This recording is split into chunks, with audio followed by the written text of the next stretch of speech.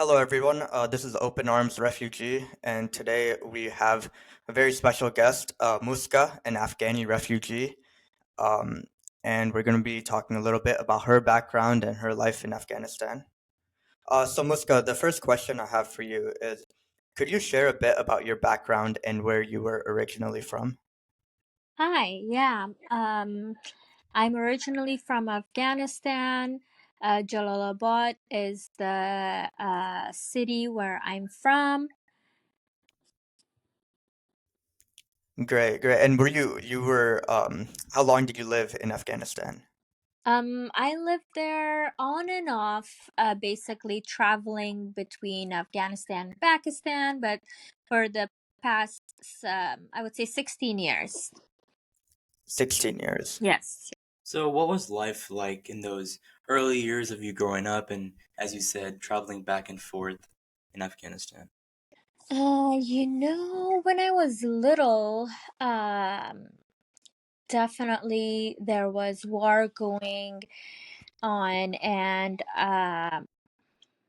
it was it was safe, but it wasn't as safe as I like people wanted it to be. There was definitely a lot of war around the country, especially in Kabul, which is the capital of Afghanistan. And the Talibans were the people who were not these Talibans, I should say. The Talibans we have today are totally different than the Talibans we had back in the days. They were more strict. You couldn't leave the house without being covered from your head to your toes, especially for women. And I remember for men, it was mostly, have your beard long enough where they could hold it, and like they would have a full hand beer basically. And you would have to wear your traditional clothes, which was which was pirantombon, a long shirt, lower than your knees, and then bigger pants. Um, yeah. And so you mentioned that the Taliban were different from your time to present day. So do you Sure. think that the Taliban are, would you say, morally worse than they are now, or do you think they have gotten a little better? I think they've gotten much better. So back in the days, it was like, okay, no school for women. Women could not leave. Um, it was a lot of pressure on the society. Like, if it was prayer time, if let's say a shopkeeper had customers, they would come like banging their door, and they would say, get out, everyone, it's prayer time. I mean, yeah, it is prayer time, but they didn't have to go right at that moment to go and join the prayer. They could pray later.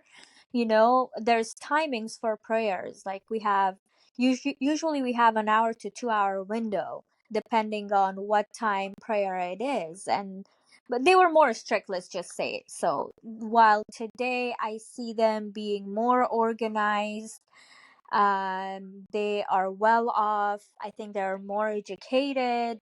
The country is much safe. I've heard from my own cousins and aunts and uncles that no one can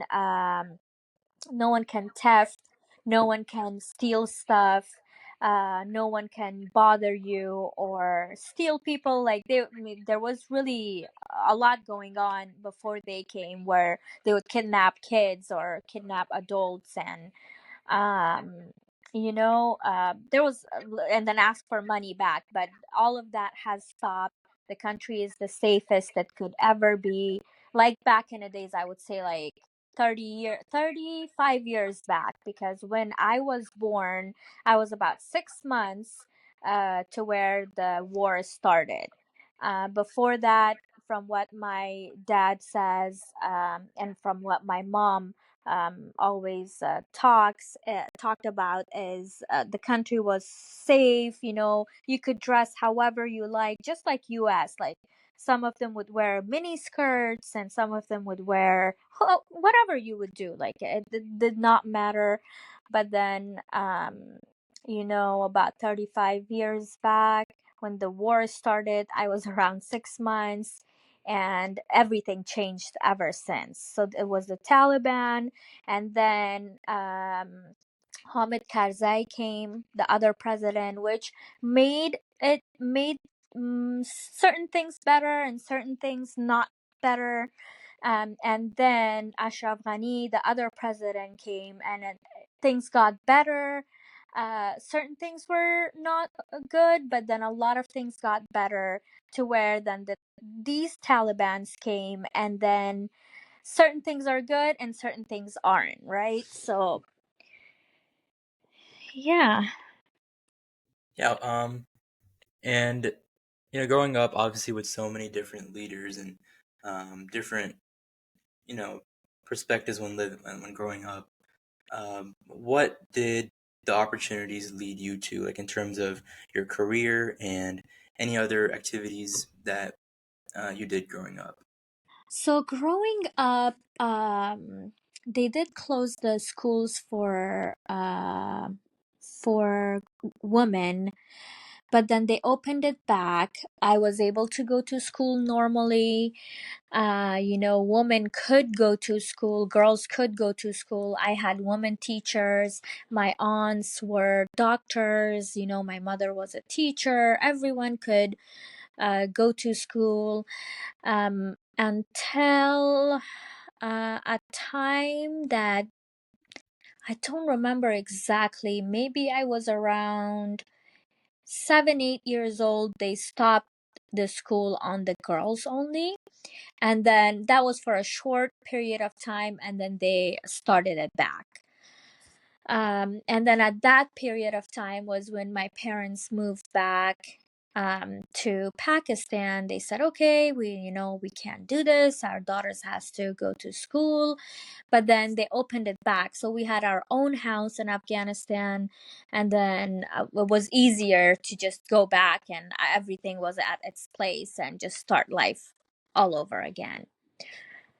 So were those travels, back and forth, were they difficult in any way? Or Yeah. did you face any challenges? Yeah, totally. It was hard to get from Jalalabad to Peshawar, which is about, I would say, maybe 2.5 hour, the most 3 hour ride. Maybe two, I would say, nowadays, because the roads are better. So the roads were okay, but then it was the fact that in between it was this police, or a stop that we would make between Afghanistan and Pakistan. It was a border, basically, between Afghanistan and Pakistan. That was the hardest, because the car, let's say we're coming from Afghanistan, from Jalalabad, we would stop. We would have to change car at the border. While coming from the border, the Talibans would check, or even the Pakistan police would check our luggages, make sure nothing, there's no drugs, there's no guns. And, at times they would give you a hard time even if you had nothing. Like, women had to be covered. Like in Pakistan, we would just wear scarves, while if we would come to Afghanistan, we would have to wear these long burqas, which our face was covered all the way, our hands were covered, our whole body was covered in it. So no one could see what you're wearing underneath, and even your feet, like you could not show it. So it would just get a little challenging there, and then we would be worried about my dad's beard. Like, oh, the beard has to be long enough to where they can hold, and they can, make sure it's long enough for them, basically. While in Islam, that's not true. You can have a beard, but you don't have to have a beard. You know But on the way, yeah, so some of the challenges we faced was like, oh, are we covered enough? Oh, are they gonna stop us again? And they would have these long sticks, and they wouldn't care. They would start hitting people out of nowhere. And they would respect women, but with men they could just one thing and they would start hitting you, and it's like it wouldn't make sense. So I would always be scared as a kid to go through the border. And then once we were on Pakistan side, then it was okay. Some worries were, oh, is Pakistan now gonna treat us like, oh, you guys came from Afghanistan, this is our country, blah blah blah. We would face some questions and challenges through Pakistani police officers, but then they would ask for our passports, and then, oh, you guys were born and raised in Afghanistan, why are you coming here, all those type of questions. Yeah, that's very difficult. I know even Yeah, now with like 2 years ago with Taliban's takeover again, like yeah, even Pakistan had to stop Afghan refugees from coming in and had to yeah, deport them away. So there's which a is lot of stuff. very sad. Yeah.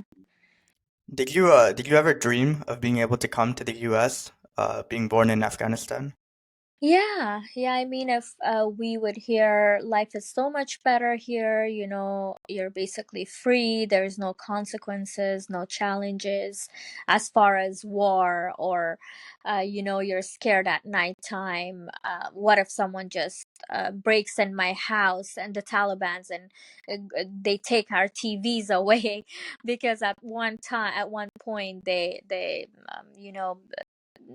said no TV, no music, no even radios were like, okay, you can't listen to songs in the radios. Oh So we wow. had all of that and we would have to hide it. So yeah, we always wished for Afghanistan to become a better place because that's where we are from. But then the dream was always like, yeah, if we could get out of this situation, then why not? And I think a lot of people around us dreamed and still dream about, a free somewhere they could go where they're free, where they're not questioned, where they're So, safe. and did you immediately come to America, or how did that process of getting here? How did that feel, and also like what was the support like in the different places you were in?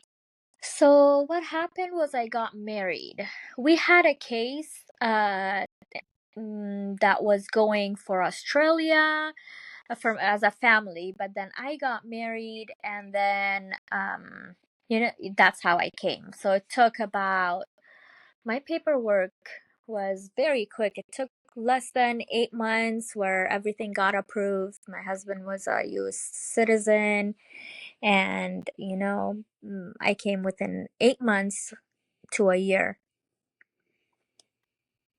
That's great. That's much faster than a lot of other refugees. Yeah. Yeah. So how did in Afghanistan, we hear constant war, constant threat of war happening. If you look at history, first the Soviets invaded, then America invaded. So how did that constant living in a country with constant warfare and with a constant threat, how did that impact you and how did that impact those around you? You know, the war was on and off, so obviously it impacted me in many ways. It basically there was always a lot of fear. It impacted the economy, for especially for women, like job wise, you would worry like, hold on, what if they stop us from going to school back?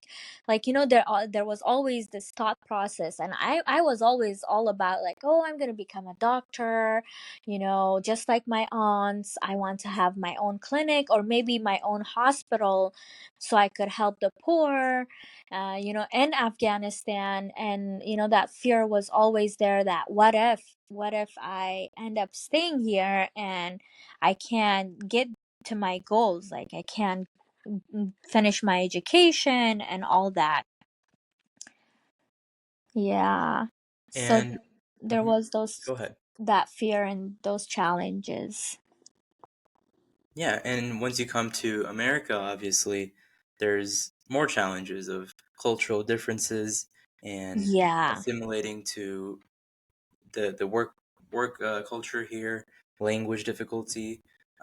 So tell me about like the resources that you found and how necessary that was for you to be here today. Obviously, your English is very great, and Thank you. you're also living in beautiful California. So tell Yeah. me about that. So, my dad was also all about education. My mom was all about education. My dad was a journalist in Afghanistan and radio, television. My mom was a teacher. So, they always had like all these private teachers coming to our house teaching us computer. Like, he bought us a computer somehow, although it wasn't really allowed per Taliban's to have anything like that in your house, but he would just get stuff for us just so we could, study and we would know um, everything that is in. So I had an English teacher, my siblings too. We had an English teacher. Um, we had computer teacher to where when I came here, I was pretty young. So then, I worked on my English some more and I went to school here. I went to college. And I kid you not, it was pretty challenging. You think, oh, I'm going to just come to America. It's going to be a very beautiful life, maybe not that many challenges, but yes, Afghanistan has its own challenges and American life had its own challenges to where I was like, "Oh my goodness, I never could think of it." So when I first got here, I had to get comfortable with the culture, right? And the culture here is so different. Um I liked it. There was certain things that were challenging. Going to school was one of the biggest challenges, with the teenagers going to college was challenging to where back then when I came, this is about 20 years ago, a lot of these people, the culture wasn't out there like it is today. I would barely see an Afghan girl in any of my classes, and if I would get so happy. Nowadays, it's to a point where I live in Dublin, and my kids go to Dublin High, and we have Afghan teachers. We have all these, different culture students, which is Pakistanis, Indians, Arabs. We are all, we all share somewhat of same culture. So it wasn't like this back then. Like I would barely find a halal restaurant where I would enjoy food. Like when I first came here, food was very different. It didn't taste good. um Everywhere I would go, I would eat fries only, and I would be like, oh my god, why nothing tastes like back home? But that's not because it was bad food, it's because I was used to that taste, right? But also because I couldn't find the Afghan bread, or I couldn't find the easily. We were able to find it still, but like it was, we would have to drive 15 miles to go or 20 miles to go and to find this Afghan shop and get some Afghani bread and some Afghani, cookies and Right. whatever else we needed. So that was very challenging. And if I would see one of an Afghan family walking down the aisle, let's say at the mall or at a store, I would get so happy. To where today it's like I look right and left and I see them all around me. So yeah, definitely, school was, I would say, the most challenging because the kids those days, they weren't aware of our culture. They weren't aware of Islam as much as they are today. And they used to think after, obviously after 9/11, anyone you would say, oh, I'm Muslim or anything, they would just think of you as somewhat um, just I don't want to say terrorist, but they wouldn't treat you well here. I lived in Dublin 20 years ago, and let me just tell you, I went to Livermore at a college, and I was around here in Dublin High too. It was just a lot of American people, and it was just hard. Yeah, definitely. It's not like the same as it is now. Obviously, the cultural diversity, especially in the Bay Area, is you honestly won't find it like anywhere else. Yeah, And with so many cultures, so many different people, it's easy to now find friends, find people who understand you, and it's a great yeah, community that we live in. yeah, totally, totally. And did you experience any specific, do you recall any specific moments of being discriminated against because you're Afghani or because you're Muslim? Because I remember during that time, even my parents, and we're Hindu, right? But they sort of, at that time, they sort of just lumped it all into one. They were, Mm. they also faced many moments of discrimination during the early 2000s. So was that your experience? Yeah, yeah, somewhat it was. Especially if they would ask me, "Oh, so where did you come from? And where did you go to high school?" And yeah, there was a lot of challenges and discriminations I faced, especially like I said, through students, some teachers, but not all of them, but mainly students and people around me. Right, right. And so looking back, do you when the Taliban takeover happened in 2021, what was initially going through your head? Were you worried about the state of Afghanistan, or were you glad that that they might get the economy up and running? Like, what were your initial thoughts? Yeah, so 2021 was very scary.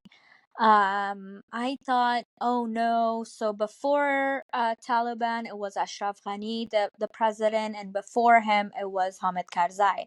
So when after Taliban, when Hamid Karzai came, this is when I was in America, but I heard it from my uncles, cousins, and I even went there on a trip. I visited Afghanistan.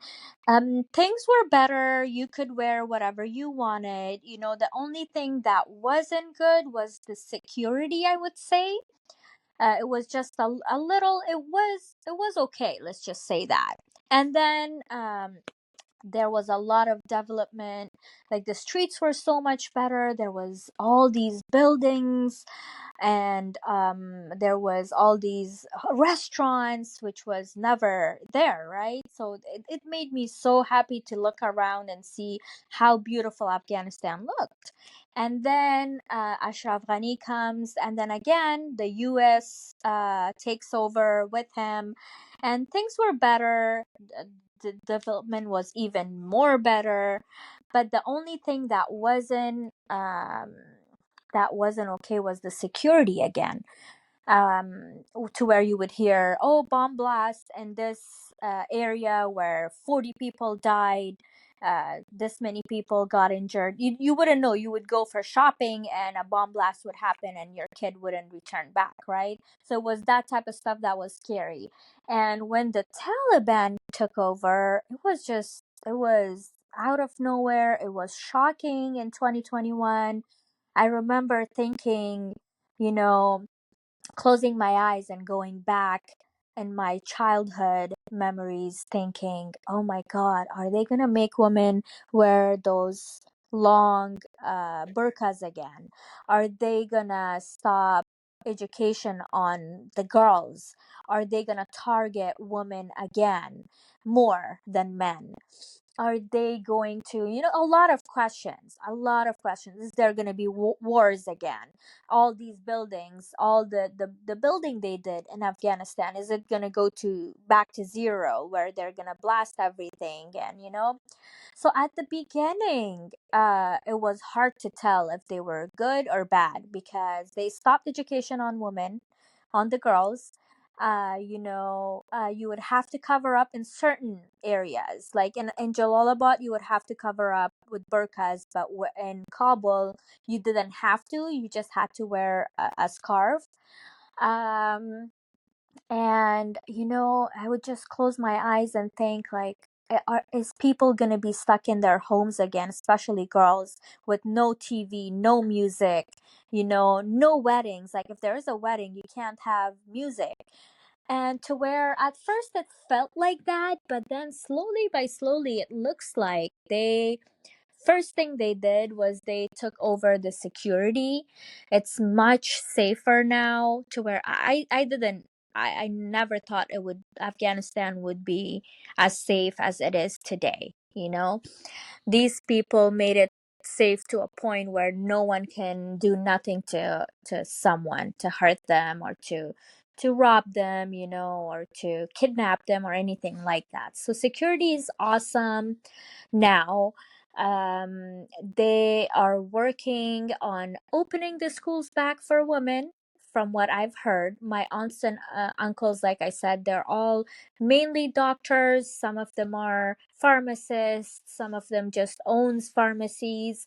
And from what they tell me is, women are okay to work. My aunts goes to their clinics. They have private clinics. They have works at the hospitals, so they're okay to continue with their works. The only thing that they stopped the education on the girls, as I think for now they're trying to figure out the country, and then they are saying they'll open it up, eventually, as they take more over the security of the country. They make sure women are not being bothered by certain men, and I'm hoping for that. So the answer to your question was, um how did I feel? So now I feel better. At first, I just felt like, oh my God, it was very overwhelming. I could not sleep for nights. I remember I would call my dad and I would talk to him for hours, like, what's going to happen? Like, is the country going to go down back?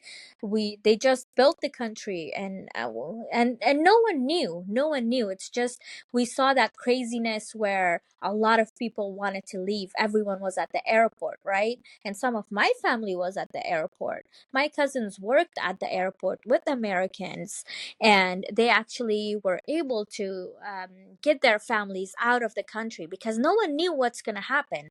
If they knew everything is going to be fine, there's not going to be wars like it was back in the days, they are just going to come and secure the country, and they're going to be better this time. These Talibans aren't like the Talibans back in the days. They are better, they're educated, and they're going to work on the country with more knowledge, you know and I think that's what happened. And I'm so glad that where we are today, where the country is today, is where many thought, oh no, it's not going to be where it is today. With many members of your family being in like a doctor or working in clinics, and obviously medical services is very big and very important. Mm-hmm. With so many um, wars that have been going on, there's probably a lot of people with mental trauma. Um, are any of these medical services, like from what you hear, impacted like negatively, or are they still up and running very well? They're up and running. They're up and running very well.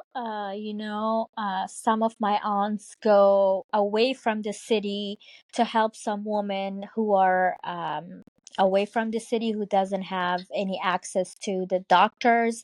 Once a week, they go, far away from the city, and they get them help. So it's safe. They can go anywhere to help people. All the hospitals are running, the pharmacies are running, the stores are up and going. So yeah. Right. And I wanted to circle back to what you were saying about the new Taliban. I think it's very interesting that you said that because I think when you hear it on, the media, Western media in particular, you sort of hear narratives that maybe a bit exaggerated or a bit false, right? Yeah, And how Afghanistan is getting a lot worse and yeah, the rights are actually decreasing. So I think it's really interesting that you said that. yeah. What do you think is next for Afghanistan's future? Like, are you hopeful that it's going to get better? Because the country, unfortunately, does have a history of being invaded by other powers and being caught up in multiple wars. So, what is your hope, and what do you think will happen? You know, from where it's going right now, I'm very hopeful that eventually it's gonna get better and they're gonna open up schools for women and country's gonna develop even more. At the moment, actually, some family went to Afghanistan from here, US, and they visited and they said, "Mm, it's so much better, it's so much safer, and the Talibans are working harder to make it better for people, and they opened up the country for visitors, for tourists, and there are some videos in TikTok and Instagram that I see as they say, come to Afghanistan, Habibi, that that TikTok that's going around, and they show around and it's so beautiful, and I see all these tourists from China. I saw this one group of people, probably 20 people, who went to visit, and it's awesome. Like, I never thought this would happen. And I have hope that it's gonna get better and only better, but there is some fear in my heart, right? Because like you said, our country has been through on and off of, like, good, it got better, and then boom, there goes war, right? So I have some fear in my heart, but I'm very hopeful that, they take over and they only make it to the best of the country, and our country is finally free of war and, all the bad things that went around. So I'm hopeful. I'm hopeful. Many of And our oh, sorry, go Volk, go on. okay, yeah. So many of our viewers and audience members are refugees themselves, and they come to places like America and they look for services, trying to get help. We know Mm-hmm. some refugees that don't know how to use technology well and don't know, obviously, English.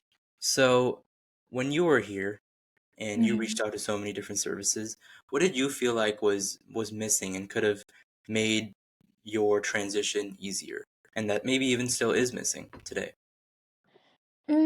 Back in the days, everything was great. It was just maybe a little more awareness about the cultures was missing, to where um I work at a hospital today, where we have all these translators, right? If you come in and you're Afghan and you don't know what the doctor is explaining, boom, you hit the button and there goes the iPad comes, and you have all these bilinguals who will, help you, with the doctor, what the doctor says, help you understand more. So that was missing. That was the part that was missing for me. I never had English problems, or problems with any technologies, but knowing the culture more, or understanding us a little better. They would think, oh, they came from war and they just don't know anything, to where when I would start talking to them, they would be like, oh, your English is good. And I'll be like, yeah, because, we have teachers there, we have computers. Oh, you have computers? Yes. We had computer, we had a beautiful house, just like here. We didn't live in, how media only shows the bad, the worst part of the country, and they never show. We had a house that, like, honestly, I live in Dublin and I live in a pretty nice house, and I feel like my house was, it looked the same, but it was even bigger and better than this house, Our house had a huge land to where I could pick any fruit I would want from our garden. So like I wanted like some awareness of that type, to where no, we're not donkeys. Like they would think, oh, like, oh, Afghan, you came from Afghanistan, you're an Afghan refugee. Oh, then you don't know what a car is.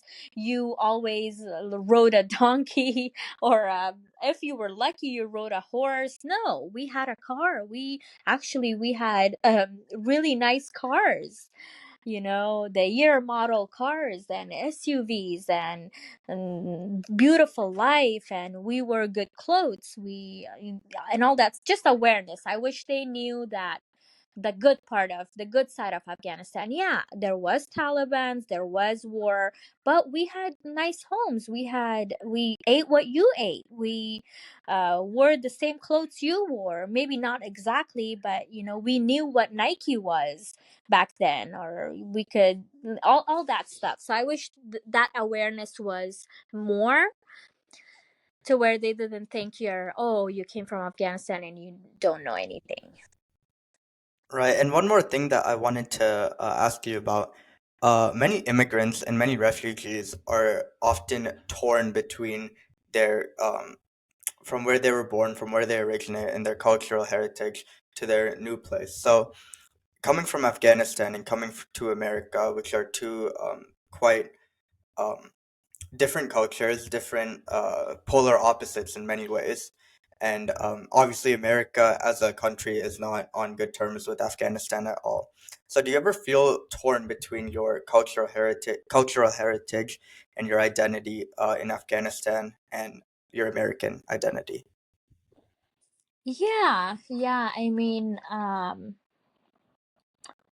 it is hard where you are from. You leave your country, you leave your house, your culture, your people, and you move to a totally different country where they don't speak the same language. They don't eat this. They eat the same food, but not quiet. To where they don't share the same culture. Um, it, it's definitely challenging. Sometimes you feel too Afghan for Americans and too American for Afghans, I've been here, like I said, for the past 20 years, and I feel like when I speak with my cousins, sometimes I might be too Americanized for them, or the ones that just came. They probably think, oh, she has changed so much, but that's because where you live, you become like the people, right? I work, I'm always around these people. My kids are around these people. We're always outside. Um, the TV you turn on is, they're not our culture. They're American people and American culture and everything around you. So yeah, at times it feels like I don't fit in. At times it feels like, no, I do. Especially now after 20 years, it feels comfortable, better. It feels like home here. I have my kids here. I have my husband works. My husband was very young when he came, almost like he was born here. But yeah. So, Awesome. and sometimes I miss my country, right? Because I belong there. I was born there. My mom, my dad, everyone was raised and born there. So I miss my country. I miss my culture. I miss the way we lived at times. Obviously, not the bad days, but the good days. I miss the house we had. It was, like I said, it was a beautiful house. I miss walking through the gardens and just picking a fresh apple, like from the tree in my house, and wash it and just eat it. Um, but yeah, I found community here with Afghans now. Like I said, it's so much diverse now. to where I am so involved with my masjid, which is the mosque here at Pleasanton or in San Ramon. Amazing community, amazing people. And I see so many, like you said, you're Indian, like we share culture, right? I see so many Indians around. I work with some of them, my Pakistani people, or all these Arabs, which it makes it feel like home somewhat, right? It's not like back in the days where you get out and you're like, whoa, okay, I don't like this. It would give me this feeling of like, ugh, like, yeah, I'm in US, but I don't know if I like it. To where today, thank God, it's so diverse and so much better, where it makes life easier for people or for refugees or for people who've been here for many years, but they left their country and their culture, right? Yeah, and I love that you mentioned the positives of both sides. What we hear in the media, like Arnav said, is all the downsides and all uh, the tough things that are going on, Yeah. both for refugees like that are still in Afghanistan and those who are here. Um, Mm-hmm. there is opportunity for refugees now, and that's really great to hear Yeah. your perspective. Yeah, Arnav, do thank you have you. anything else to say? One last question I had. Obviously, our organization works with refugees, and I was just wondering if, in your experience, do you see any other thing that the U.S. or other countries, other hosting countries, can do to make the process for refugees to come from their countries um, to the host countries uh, easier and more inviteful?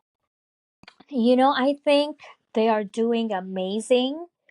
Um, from what I saw, some family came a few years ago. All the help they got, from where to the housing, the everything. I think overall they're doing so good that I can't think of anything they can add. They have all these translators that could help, and they know the culture so much better now that they understand the people that come here. So I think they're doing amazing. The awareness is where it should be, and I'm so happy about that. Wonderful. Well, that's great conversation and great insights from you, Muska. I really appreciate Yeah, you coming on thank the show you. today. And Thank Thank you, you guys. so much for your time, and I think that this will really give our viewers more insight into Afghanistan, new insights, new perspectives, and raise Yeah. awareness. Yeah, thank you so much, guys. Thank you, guys. This is also a big help. You guys are raising awareness.